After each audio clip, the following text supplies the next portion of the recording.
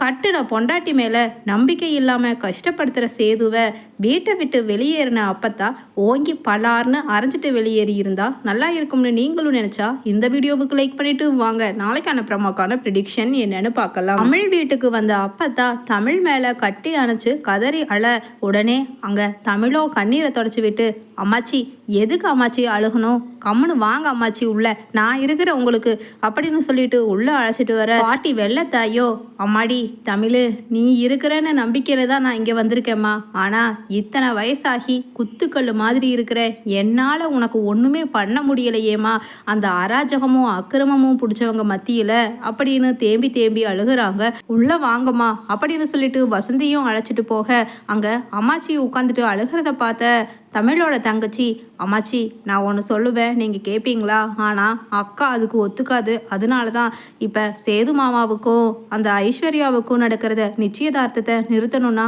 ஒரே வழிதான் இருக்கு அம்மாச்சி, அதுக்கு நான் சொன்னால் நிச்சயமாக வீட்டில் யாருமே ஒத்துக்க மாட்டாங்க, ஏன்னா அக்கா எப்படியாவது திரும்பவும் சேது மாமா கூட சேர்ந்து வாழ்ந்துருங்கிற நம்பிக்கையில் அம்மாவும் அப்பாவும் அவரை அவமானப்படுத்தக்கூடாதுன்னு நினைக்கிறாங்க அம்மாச்சி, ஆனால் நான் சொல்கிற இந்த விஷயத்தினால மாமாவுக்கு கொஞ்சம் அவமானம் ஏற்படுறதுக்கு வாய்ப்பு இருக்குது, ஆனால் நிச்சயமாக அந்த ஐஸ்வர்யாவை மாமா கல்யாணமே பண்ண முடியாது நான் சொல்கிற இந்த வழியை கேட்டா அப்படின்னு சொல்ல உடனே என்னடி சொல்கிற, அப்படி ஒரு சமாச்சாரத்தை எதுக்கு இவ்வளவு ரகசியமாக சொல்கிற, சொல்லு, நான் இந்த அம்மாச்சி உனக்கு சப்போர்ட்டாக இருப்பேன், எப்படியாவது என் பேத்தி தமிழை என் பேரை சேது கூட சேர்த்து வச்சுட்டேன்னா இந்த கட்டை உசுறு போயிட்டாலும் கவலைப்படாதுடி சொல்லு அப்படின்னு சொல்லிட்டு கேட்குறாங்க. அம்மாச்சி இதுதான் மாதர் சங்கத்துக்கான ஒரு தொலைபேசி எண்ணு, இந்த நம்பருக்கு நீங்கள் கூப்பிட்டோம்னா கண்டிப்பாக இங்கே நடக்கிறது எல்லாமே சட்டத்தை மீறி சட்டத்துக்கு புறம்பாக நடக்குதுங்கிறத தெரிஞ்சுக்கிட்டு அங்கே கூப்பிட்டு போனோன்னா நிச்சயமாக அந்த நிச்சயதார்த்தத்தை நிறுத்தறக்கு வாய்ப்பு இருக்கு அம்மாச்சி அப்படின்னு சொல்ல உடனே வெள்ளத்தாயி அம்மாச்சியோ அடியே இத்தனை பெரிய சமாச்சாரத்தை இப்படி மெதுவாக சொல்றியே, முதல்லையே சொல்லியிருக்க கூடாதா, நான் விடுறதா இல்லடி, விருந்தா உன்னோட செல்போன்லேயே இந்த நம்பரை போட்டு கொடு நான் பேசுகிறேன் அப்படின்னு சொல்லிட்டு சொல்ல மாதர் சங்கத்தோட தலைவிக்கு ஃபோன் போட்டு கொடுக்குறாங்க தமிழோட தங்கச்சி. அதே சமயம் தமிழ் அம்மாச்சி இருங்க நான் குளிச்சுட்டு வந்துடுறேன் அப்படின்னு போயிருக்காங்க.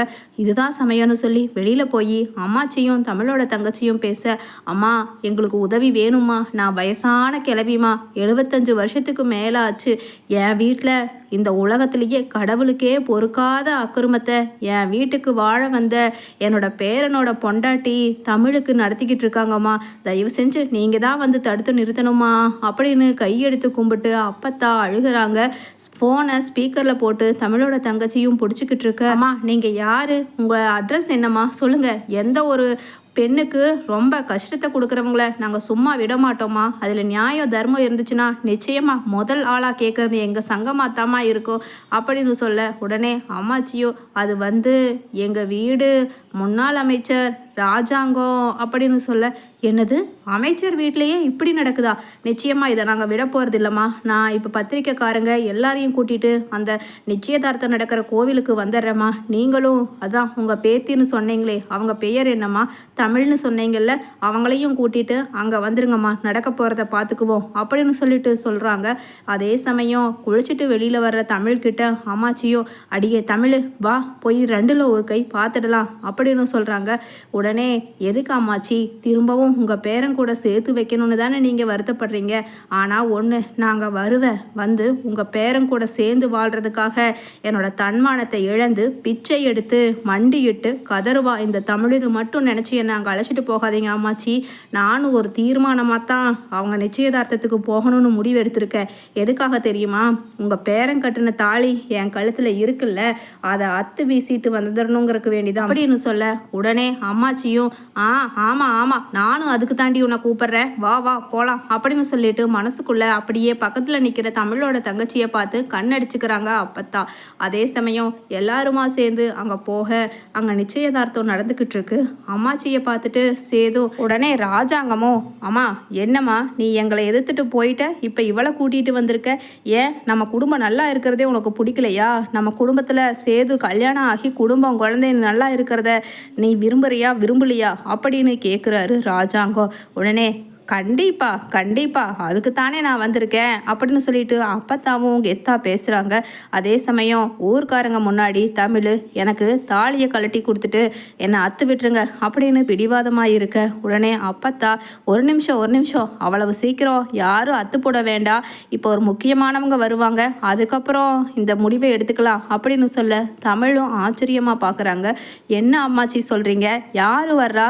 என்ன எனக்கு ஒன்றும் புரியலையே அப்படின்னு சொல்லவே படையோட வர்றாங்க. பத்திரிக்கைக்காரங்க, மாதர் சங்கத்தினர், வக்கீல், அதுக்கப்புறம் போலீஸ்னு நிறைய பேத்துக்கு தகவல் கொடுத்து மகளிர் சங்க ஆணையத்தோட தலைவி வந்து பேச ஆரம்பிக்கிறாங்க.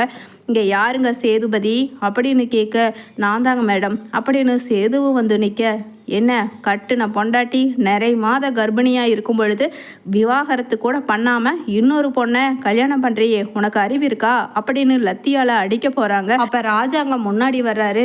இதை பாருங்க மேடம், என்ன நடந்துச்சுன்னா அப்படின்னு சொல்ல, உடனே நான் உங்ககிட்ட பேசல மிஸ்டர், இவங்க தானே இங்கே கல்யாணம் பண்ணிக்க போகிறவர், நான் கேட்குற கேள்விக்கு பதில் சொல்லட்டும், உங்கள் மனைவி பெயர் என்ன அப்படின்னு கேட்க, அப்படியே தலை குனிஞ்சு என் மனைவி தமிழ்ச்செல்வி அப்படின்னு சொல்கிறாரு.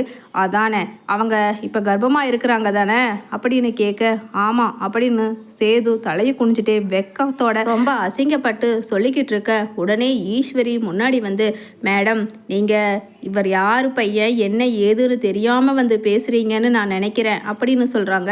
உடனே என்ன யார் பையன், என்ன யார் பையனா இருந்தால் தான் என்ன, சட்டத்தை பொறுத்த வரைக்கும் எல்லாரும் சமந்தான், என்ன சொல்ல வர்றீங்க சொல்லுங்க அப்படின்னு சொல்லிட்டு மிரட்டுறாங்க. போலீஸும் வந்து பின்னாடி நிற்கிறத பார்த்துட்டு ஈஸ்வரி, இல்லை ராஜாங்கம் எங்கள் மாமா முன்னாள் அமைச்சர், அதைத்தான் சொன்னேன் அப்படின்னு சொல்லிட்டு பம்பறாங்க. ஈஸ்வரியும் உடனே, ஓஹோ அப்போ நீங்களும் இந்த சப்போர்ட்டுக்கு கல்யாணத்துக்கு சப்போர்ட்டா, அப்போ இவங்களையும் கைது பண்ணுங்க, தமிழ்ச்செல்வி இதில் ஒரு கையெழுத்து மட்டும் போடுமா அப்படின்னு சொல்ல, உடனே தமிழ்ச்செல்வியும், மேடம் எனக்கு இவங்க கூட சேர்ந்து வாழ்கிறதுக்கு பிடிக்கல மேடம், என்னை அத்து விடுறேன்னு சொல்லி இவங்க பஞ்சாயத்துலேயே நான் கேட்டிருக்க, அவங்களும் சரின்னு முடிவெடுத்துட்டாங்க, எனக்கு அதை மட்டும் பண்ணுனா போதும் அப்படின்னு சொல்ல, உடனே ராஜாங்கமும் ஈஸ்வரியும், அதான் கட்டுன பொண்டாட்டியே விலகிக்கிறேன்னு சொல்கிறாள்ல மேடம், அப்படி இருக்கும்போது நீங்கள் ஏன் வலுக்கட்டாயமாக அவங்க ரெண்டு பேர்த்தையும் சேர்த்து வைக்கணும், அவளுக்கு நல்லது பண்ணணும்னு நினைக்கிறீங்க அப்படின்னு சொல்லிட்டு கேட்குறாங்க.